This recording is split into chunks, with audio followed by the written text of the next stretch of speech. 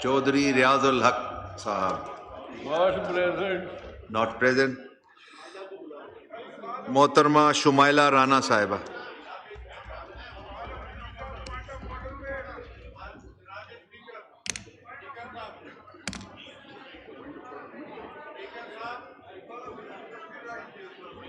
ये साइड भी इनकी भी तकरीर हो जाए। कल आपके सारे मेंबरान हो गए, जो रह गए ये जरा करा लें। आपको मौका देते हैं, आपको मौका देते हैं अफरीदी साहब को देते हैं मौका। जी शुमाइला साहब का माइक खोलें। आप अपनी सीट पे नहीं है शुमाइला साहब, आप अपनी सीट पे जाएं। ये इधर ही खोल दें जी, ये जहाँ हम खड़े हुए हैं उसी जगह पे खोल दें जी। बोले। बिस्मिल्लाहिर्रहमानिर्रहीम। ए मेरे दयारे वफाओ यकीन, ए मेरे दयारे वफाओ यकीन, खुशहाल सदा आबाद सदा, तेरी सुर्खी लब शादाब सदा, तेरे बाजू गजरे लाल सदा। सर रख देंगे हम पत्थर पर, दिल रख देंगे हम डाली पर। सर रख देंगे हम पत्थर पर, दिल रख देंगे हम डाली पर। हम आँच ना आने देंगे कभी इस खाक की खुश इकबाली पर। जनाब स्पीकर, बहुत शुक्रिया, आपने मुझे लब कुशाई का मौका दिया। मैं सबसे पहले हर पाकिस्तानी की तरह कल के वाक़यात की मज़म्मत करती हूँ।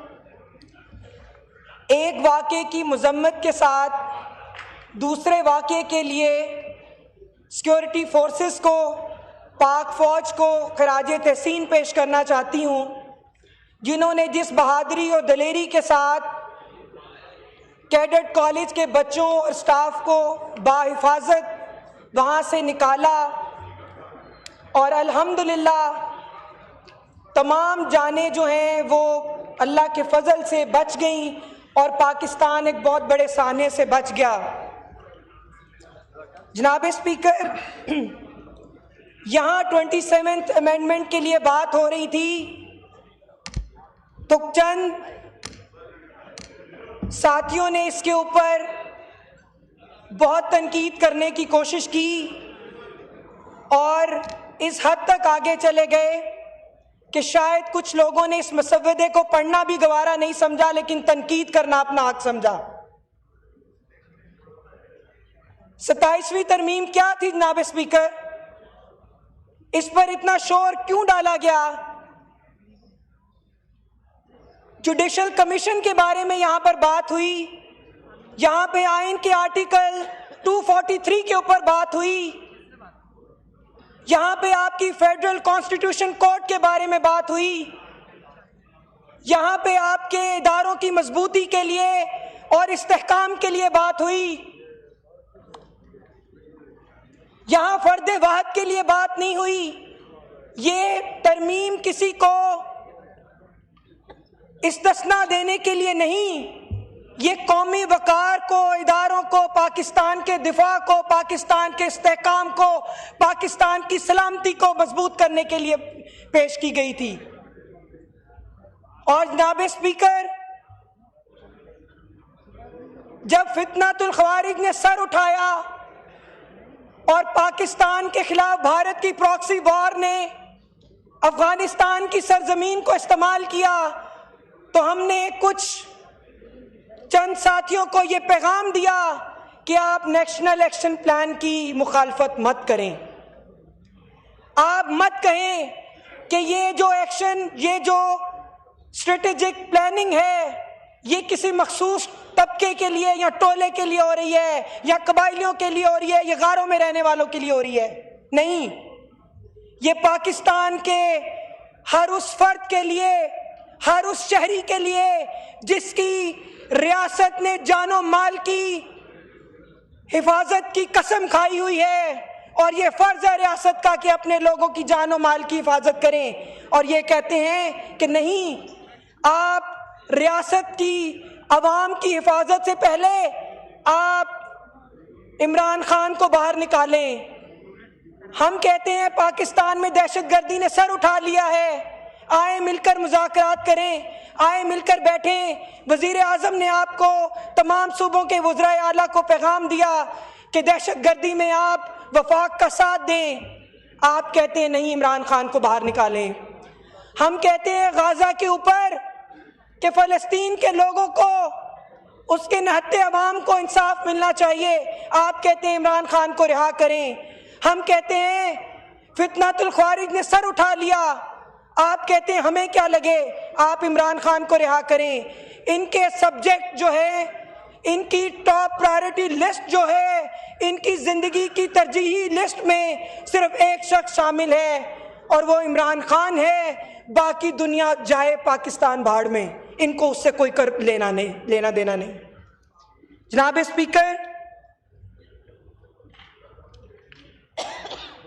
हम अपनी पाक फौज के साथ, सिक्योरिटी इदारों के साथ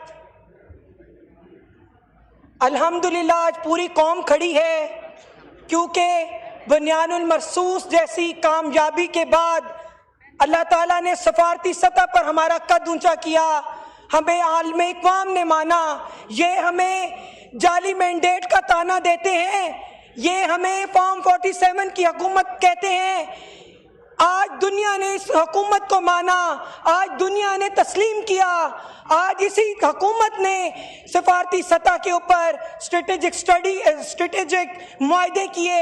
इसी हुकूमत ने गाज़ा का मुकदमा पेश किया और यहाँ पर मैं पाक फौज के जवानों को, रियासत को, सिक्योरिटी इदारों को और हुकूमत पाकिस्तान को, वज़ीर आज़म को खराज तहसीन पेश करूँगी।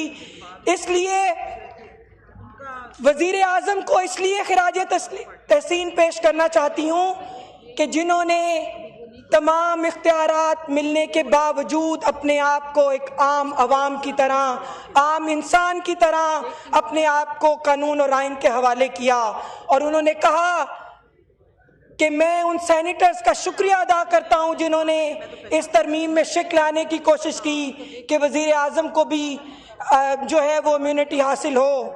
लेकिन मैं समझता हूं कि कानून सबके लिए बराबर होना चाहिए। आइन और कानून में वज़ीर आज़म भी बराबर है और एक रेडी बान भी बराबर है। मैं खराज तहसीन पेश करती हूँ अपने वज़ीर आज़म की सोच पे। दूसरी बात, शुक्रिया, वाइंड अप कि सिक्योरिटी, सर बस 2 मिनट अगर आपने मुझे टाइम दे दिया है। हम पाक फौज की बात करते हैं कि आइन में 243 आर्टिकल 243 में जो तब्दीली लाई गई वो क्यों लाई गई। मैं यहाँ पे समझती हूँ कि सिक्योरिटी इदारों और दिफाई जो मामलात हैं उस पर बहुत ज़्यादा ज़ुबान ज़द-ए-आम चीज़ें नहीं होनी चाहिए।